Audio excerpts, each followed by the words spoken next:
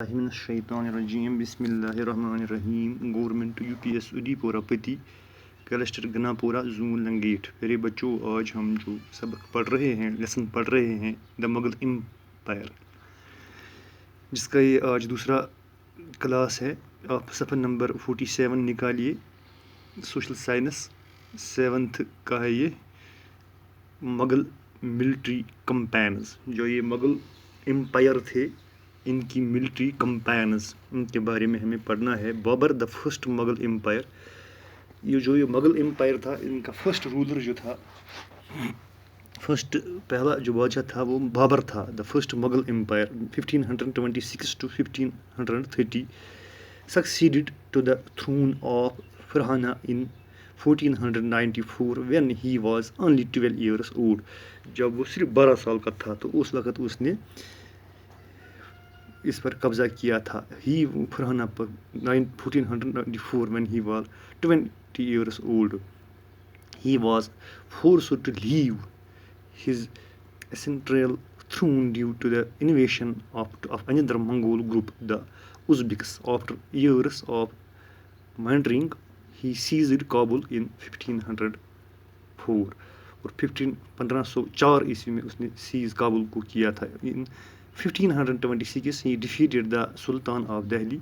اور اس کے بعد 1526 عیسوی میں اس نے شکست دی دہلی کے بادشاہ کو، ابراہیم لودھی جس کا نام تھا، ایٹ پانی پت کے مقام پر. And captured Delhi and Agra.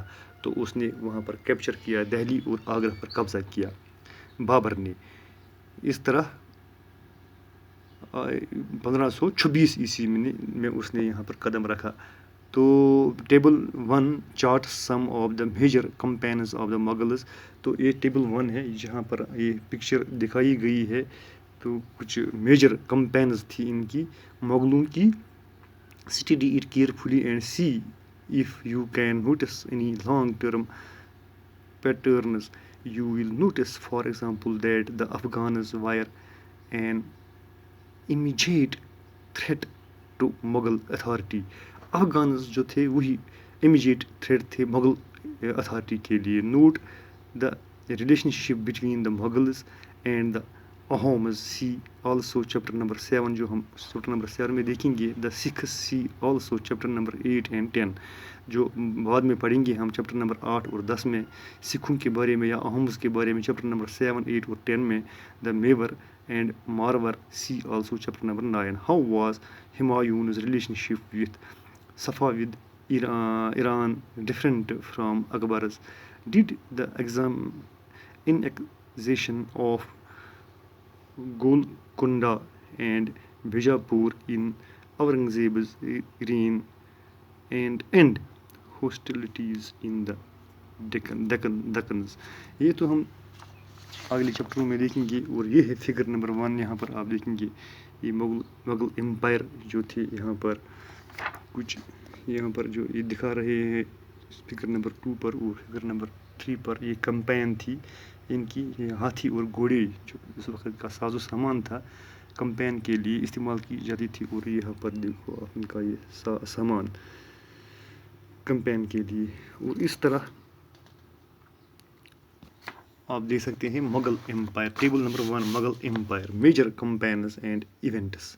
جو ان کی میجر کمپینز تھے اور ایونٹس تھے. بابر 1526 to 1530. اس دوران بابر کا جو دور تھا 1526 ڈیفیٹڈ ابراہیم لودھی. 1526 میں اس نے ابراہیم لودھی کو شکست دی. And his Afghan supporters at Panipat. جو اور اس وقت ابراہیم لودھی کے سپورٹرس تھے جو افغان سپورٹرس تھے ان کو بابر نے شکست دی پانی پت کے مقام پر 1526 میں.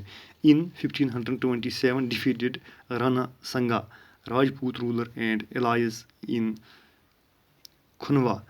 تو اور ایک جو کنگ تھا رولر تھا جو جس کا نام تھا رانا سنگا، وہ 1527 عیسوی میں اس بابر نے اس کو ڈیفیٹ دی. In 1528 Babur defeated the Rajput at Chanderi established control over Agra and Delhi before his death. تو اس کے مرنے سے پہلے اس نے اپنا جو کنٹرول سنبھالا آگرہ اور دہلی پر. ہمایوں اس کے بعد جو مغل امپائروں کا دور آتا ہے اس بابر کے بعد تو ہمایوں اس کے بعد ان کا بادشاہ ہمایوں تھا. ہمایوں وہ 1530 جب بابر کی ڈیتھ ہوئی تو اس کے بعد 1530 سے 1540 تک، اور پھر بعد میں وہ دوبارہ آیا 1555 اور 1556 تک. Humayun divided his